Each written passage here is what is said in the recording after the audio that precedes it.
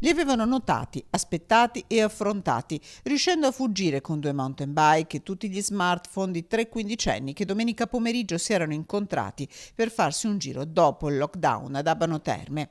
Rapinatori quasi esperti nonostante l'età, tanto da sparare un colpo di pistola in aria per assicurarsi la fuga indisturbati.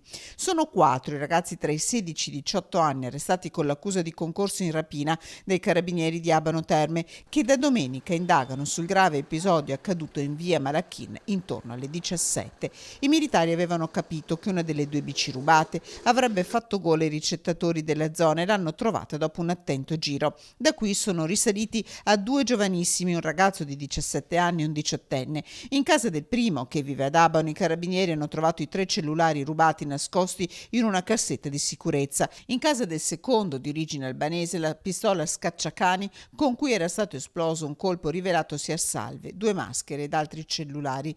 Con loro nei guai sono finiti la sorella sedicenne del giovane albanese e un altro 17enne che aveva la seconda bici rubata. Sarebbe il maggiorenne l'ideatore dei colpi, secondo quanto sinora ricostruito, da chiarire invece la posizione della sorella.